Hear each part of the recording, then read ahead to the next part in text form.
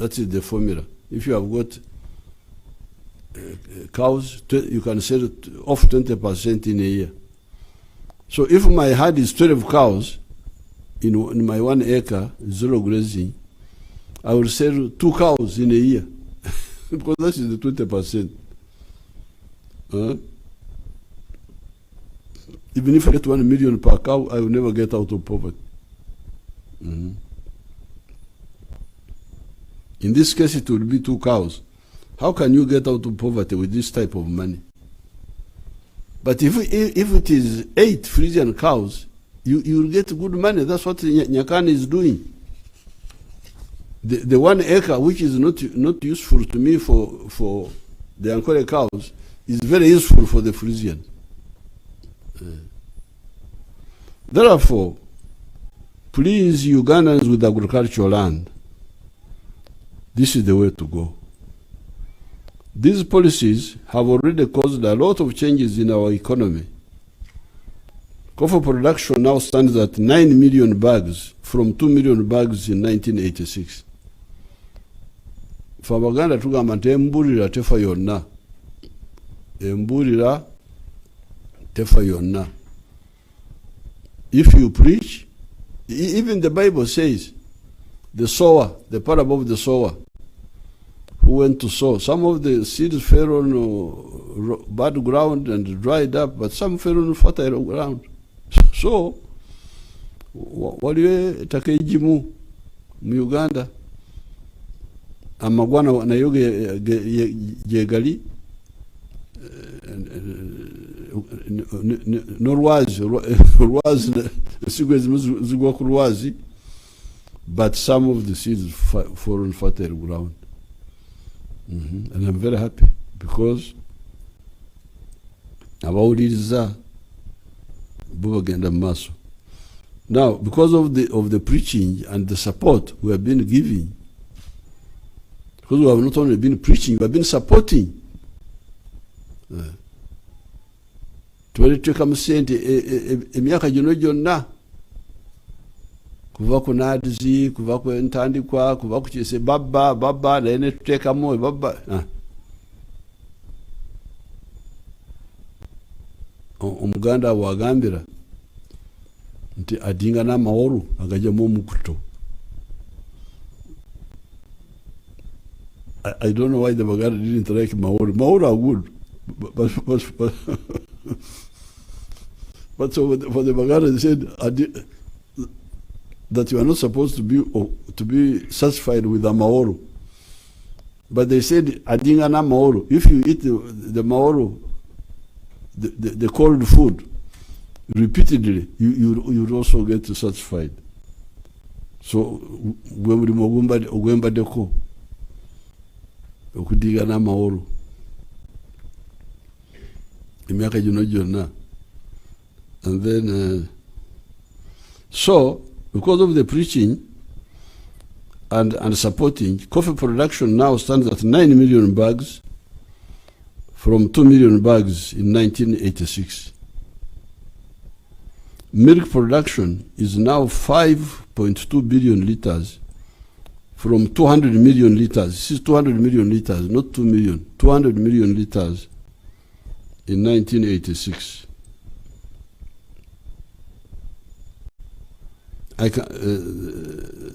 Tea production is now 60 million kilograms compared to 3 million kilograms in 1986. I can go on and on. This expansion is by those families that listened to our message. What will happen if all the families with land for agriculture listen to our message? This is my question. So this is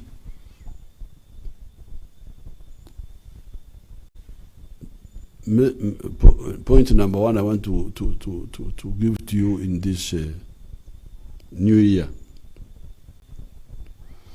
The other sectors of wealth and job creations are industry, services, and ICT. Industry has got two parts, factories and artisanship. We now have 8,617 factories in Uganda, employing 829,000 people. Those factories, you can see them all over the place. You get towns of factories. In the past, we had thousands of shops. All the colonial shops were full of buduka. Batunda uzi, batunda muzugo gwetala, vaseline biki. Naye nale mukati yaleta amatawuni g'amakolero. You find the whole area full of makolero. Singa mbalaga n'amambe.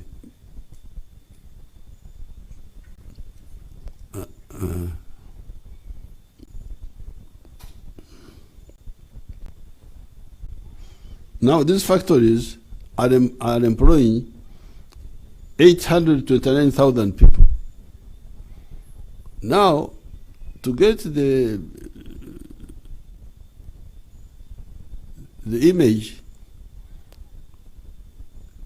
the public service, all of them, teachers, soldiers, sweepers, what do you call these, clerks, what? All those people are 480,000. But the makolero, agakajja, which have just come, are now employing 2 times the size of the public service. Owomuluka wegomborera so abo boda banange n'omutongole wali bonna bali mutwala anamunana. Emirimu gy'abana Uganda jedda gye barwaniranga the jobs emirimu, omwami owomuluka owegomborera, karani wokugomborera. Karani awandika ki? Awandika omwenge,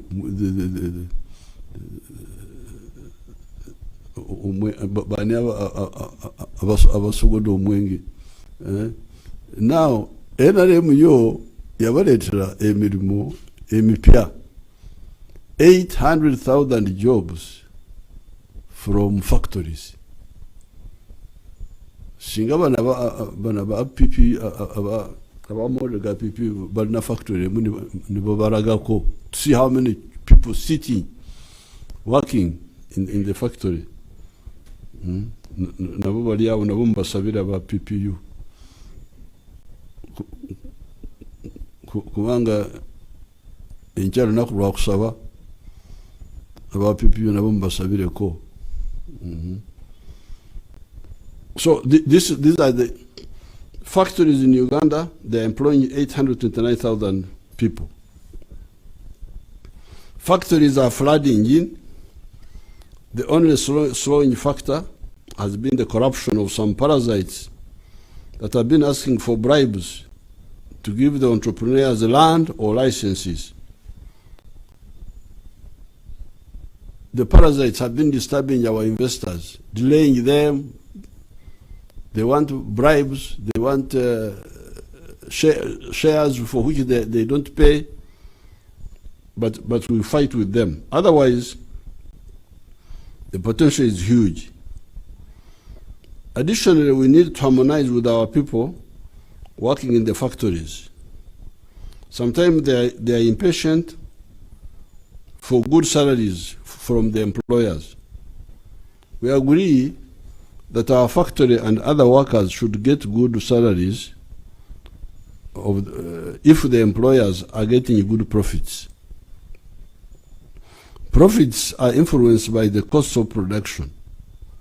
How much does electricity cost? How about water, etc.? The government is working on this issue of lowering costs to make Uganda's products competitive in the domestic and export markets. These are the costs of electricity, water, transport, the cost of money borrowed from banks, etc. As we lower these costs to the rational and realistic levels, we'll be able to correctly deal with the issue of the salaries of workers. Otherwise, we are pushing for all-round industrialization, using our raw materials from agriculture, forestry, fisheries, minerals, etc. The NLM plan has always been to shift people from agriculture to industry and services. Those sectors' absorption capacity is much bigger than agriculture. Too many people in agriculture is part of the underdevelopment. If you want to know countries which are still backward, you see one of the characteristics is having a big percentage of people in agriculture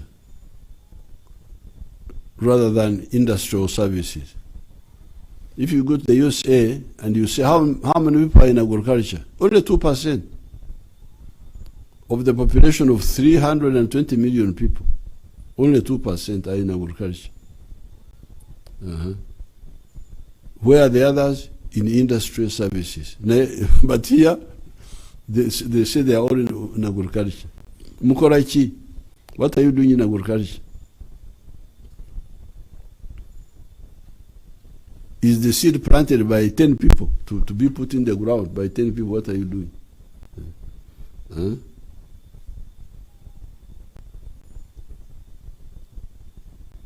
Too many people in agriculture is part of the underdevelopment.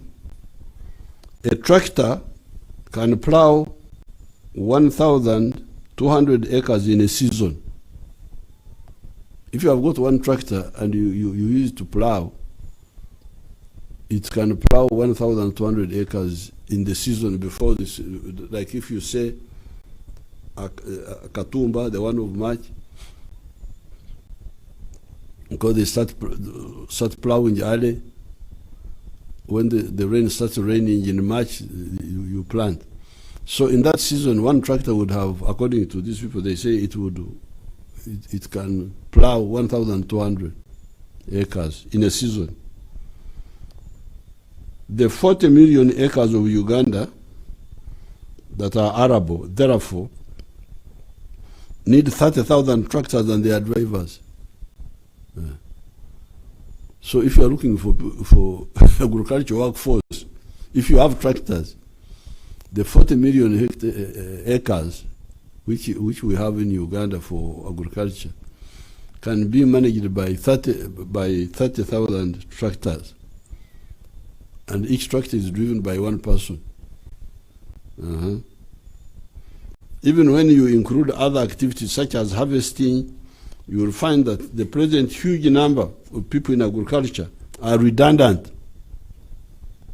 The grandfather is there, the father is there, the grandson is there, they are all on 2 acres. What are they doing? What are they doing? Therefore, they are part of what we call disguised unemployment. There is that phenomenon in economics where people appear to be employed when in fact they are not doing anything. We call it disguised unemployment. In the coming year, we shall continue our efforts in rationalizing the economy and society of Uganda. With regard to the artisans, I have set up 18 skilling hubs in the whole country. These skilling hubs deal with carpentry, metalwork, shoemaking, motor mechanics, etc. I've directed the State House Controller to expand the spectrum of the skills. That's one of them, of the hubs.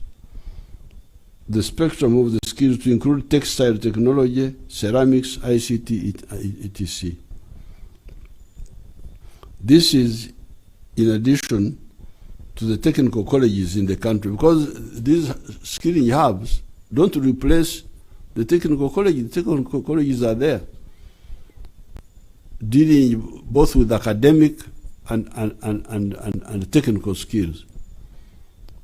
Here we deal mainly with the vocational skills, how to do. Even if you don't have a higher education, if you can learn, we teach you. On the side of the capital, after getting the skills, there is the myoga money. That money is there. But people are not following it up. Otherwise, that money is there at every constituency for the myoga. The PDM, I will not talk about PDM this time because that one is there at the parish. But at the constituency, the myoga money is there.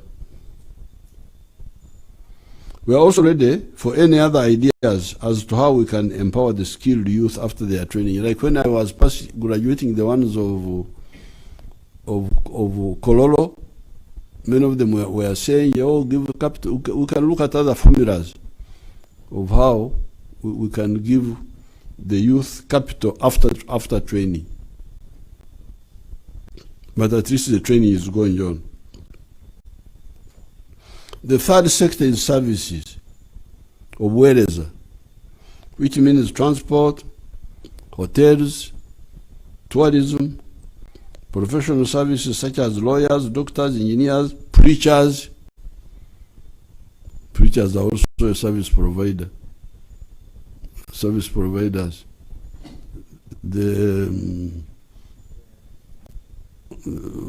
Also.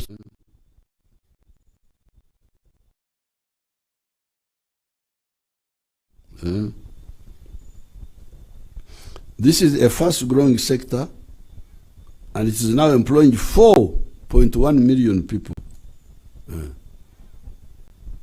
4.1 million people.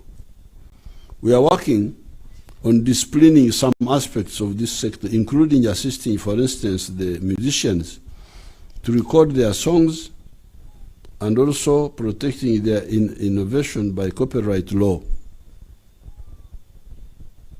There is a boy called Kenzo. He came and briefed me about their issues. The government would help them, would help the musicians and the artists but many of the ICT graduates are being absorbed into this sector.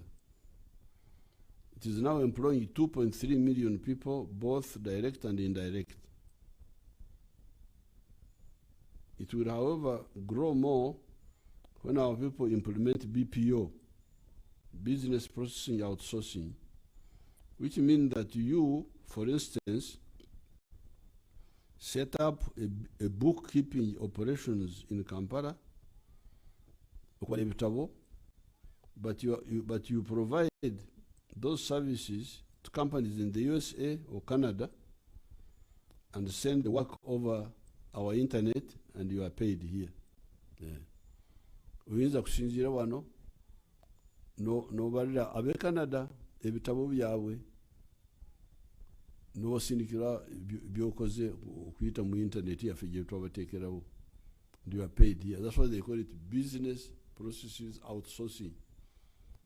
Bali abebwere basaka obuweereza okuva eno ewaffe.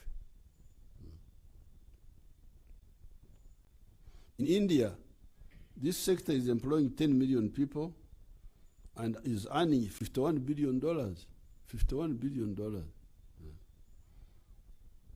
You know how our Bazukuru speak those foreign languages very well. Our Yindi, you know how the Wayindi also speak those foreign languages. But the Bazukuru here, you can't even know that they are from here. You think they are from California or New York or the other one is I can't pronounce them. Oluzungu rwange rwa Chamati Boys, NAC, Native Anglican Church.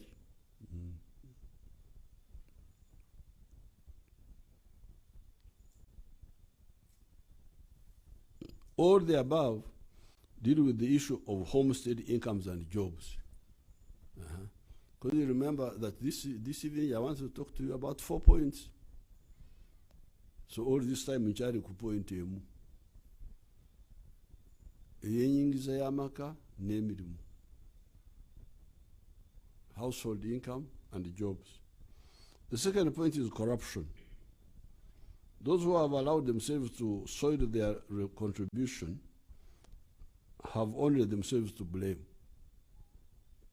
As I said recently, the corrupt are the minority. And it is those who have access to power and public money, and they use that access to be corrupt at the expense of the majority who are the victims. Ababi, abalibenguzi, the corrupt are very few people, because there are people who have got power to do this, to do that, to do that. Government power, mainly government power. You could also have corruption in the private sector. I think in the companies you can have corruption there.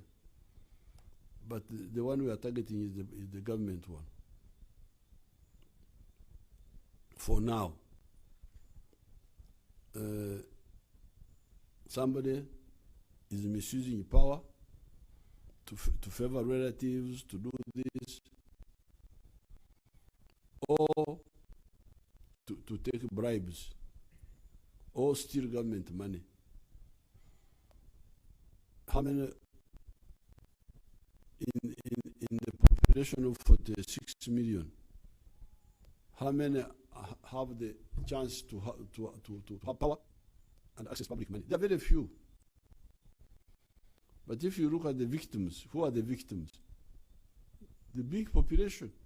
Because if you steal money for our hospital, we all suffer. If you steal money for our road, we all suffer. So the problem we're having is lack of mobilization of the victims to expose the corrupt. And it is easy, because like when I made just 2 zonal tours, I went to Acholi, and the population, because the population are the victims, they told me so much information, and I've been acting on it. I went to Western Isle, again I got information, and I started acting on it, but not fully. But the information is there. I went to Masaka. I just covered only 3 zones. Then we got busy with other things. But this shows you that it is possible to isolate the corrupt and support because the victims are the majority. It is a question of the concerned people linking with the victims, and then you get the facts. And then we act against the corrupt.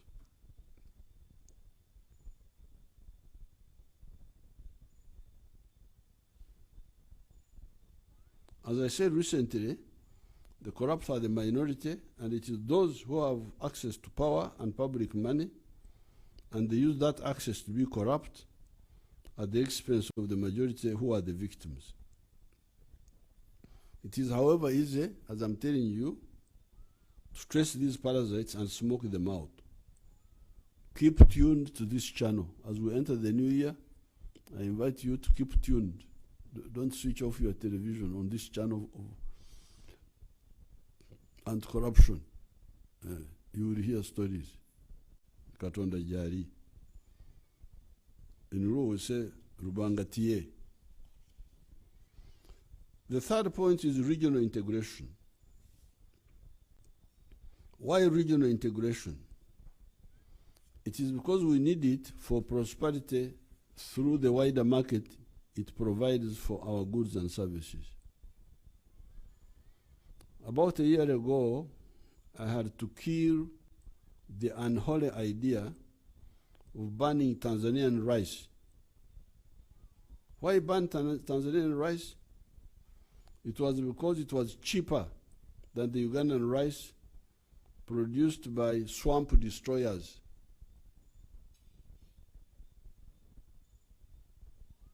The proposal was that I commit 3 mistakes or even sins. Sin number 1, punish Ugandan rice consumers. Remember, I'm not one of them. The Syria Mucheri. The Syria Muyindi, Syria Mucheri, Syria Muchina. Nduwante o anogwemanyi. I am from the Interclan, from here. I had never tasted rice until I was 15 years in high school. That's when I tasted rice for the first time. So I don't eat the rice. Sin number 1, punish Ugandan rice consumers, although I'm not one of them, by forcing them to buy the expensive rice by Uganda's inefficient producers and therefore empty their pockets, because that's what they wanted me to do.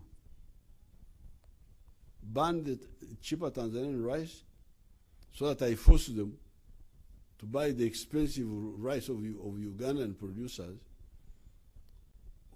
who are inefficient. Why don't you produce cheaper like the Tanzanians?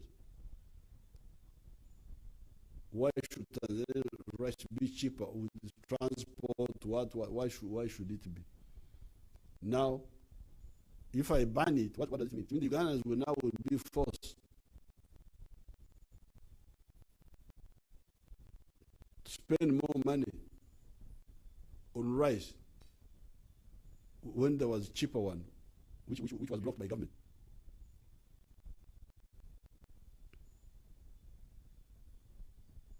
Secondly, kill or disrupt the Tanzanian efficient rice producers instead of helping them to grow. Because now, number 2, I will now disrupt the Tanzanian good producers who are producing cheap rice.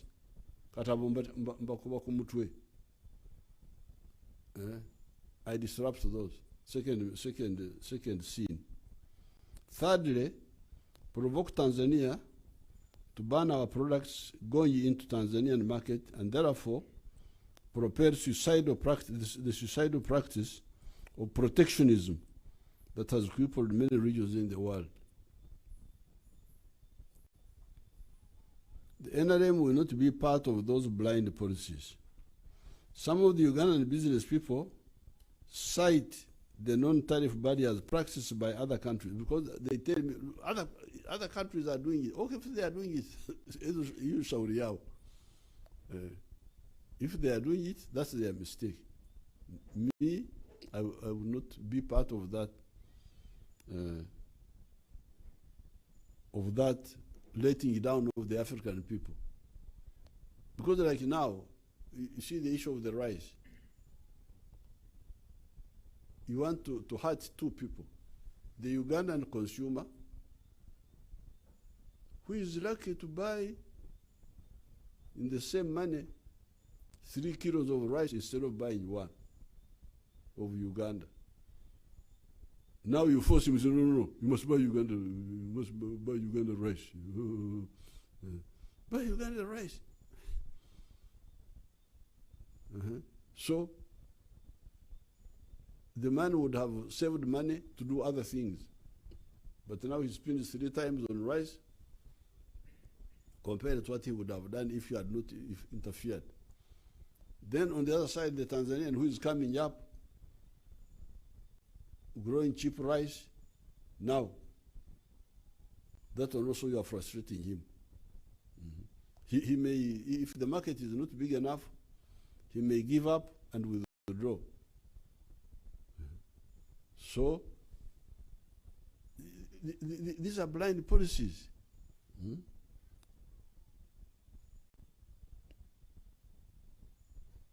In the early years of our government,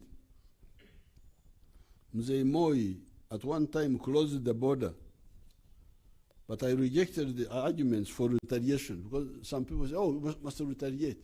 I said, I cannot retaliate.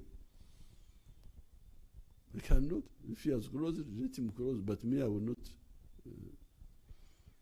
retaliate. Today, Uganda's exports to Kenya are either equal to our imports from there, or sometimes they are higher. So by refusing to be in that mistake, the issue of Kenya and Uganda border issues was resolved. Rationality cannot be ignored indefinitely. We shall continue discussing with our East African community partners, and I'm sure we shall end up with a real common market free of non-tariff barriers, because those barriers hurt the wananchi of all our countries. I've just given you the simple example of banning rice. You hurt the Uganda consumers, you hurt the Tanzanian producers.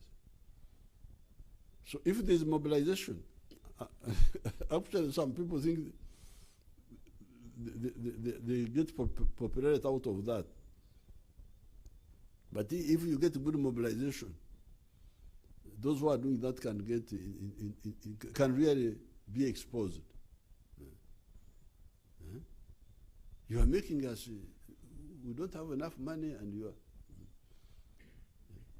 I can block imports of other countries far away from whom we don't have reciprocal benefits. If somebody is only selling, like Japan, for instance, they only sell it to me. They sell it to me. I don't sell to them. There, you may have a case. But these are African countries to which you sell and they sell it to you. It's not wise at all to.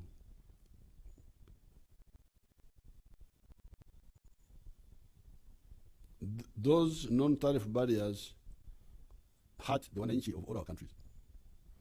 The fourth and final point is again the terrorists from Congo. We are continuing to destroy those people in Congo using mainly air attacks because they are faster and can reach everywhere. In desperation, the terrorists have been trying to send squads into Uganda to kill unarmed civilians and plant bombs. They are able to do this because the border is unclosable. It is long and has got many crossing points, many of them in the bush. Besides, we do not want to close the border because we shall disrupt the lives of the brother peoples of Congo and Uganda. So therefore, apart from destroying the source by attacking those criminals in Congo, the other correct answer is thorough intelligence and internal mobilization. The group of Njovu, Kamusu of 10, that entered from Congo some few months ago, has now remained with 3 people, if not 2. Njovu was captured, Kamusu was killed 2 days ago, and the others were killed in the different engagements. Out of the 10, only 3 are remaining, or 2. They are now sending bombers to kill our Bazukuru that have taken up Umalaya because they live in the ghettos where sometimes there are no cameras. So these terrorists come, like the one somewhere, they got a bomb yesterday. They try to get involved with these our Bazukuru who are taking up that Umalaya job, and pretend to be their friends, give them money, then come and leave the bomb there. So you, the Bazukuru of whatever type, all of you, mwena Bazukuru mwena abe bitu byonna nabali abalala benjogeddeko Bazukuru bange abo nabo. Therefore, all the Bazukuru,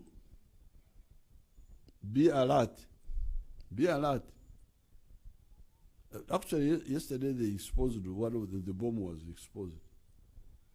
I've forgotten where the intelligence told me, but I didn't recall. It was in Kampala.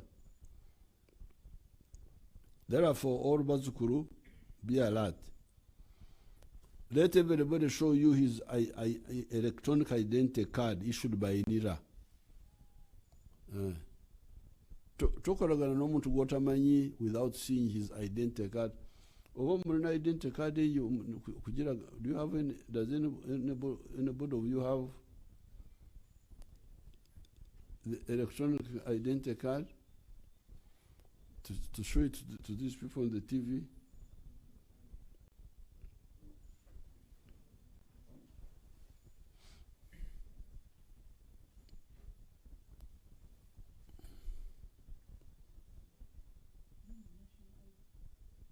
Any one of them.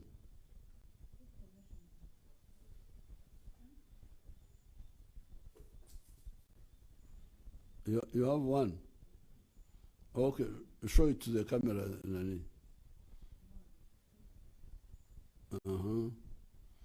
Show it to the camera. Show it there.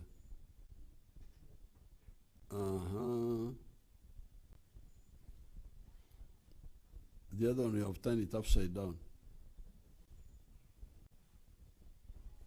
Those are the real ID cards.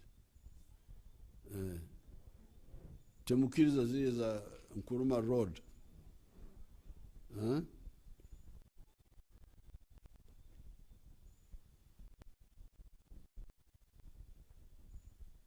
But do not accept those printed at Nkuruma Road.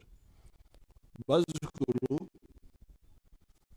anybody approaching you and wanting you to keep his bag or package, insist that he opens it.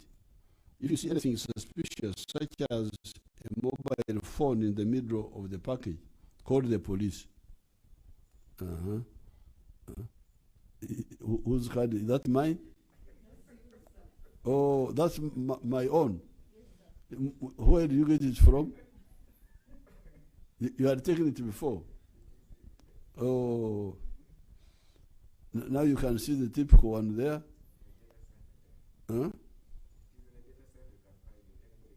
Oh, okay. So you have seen my Barage Yangi. Show it. Those are the cards now. Omuntu atalina card ngeyo tokolagana naye.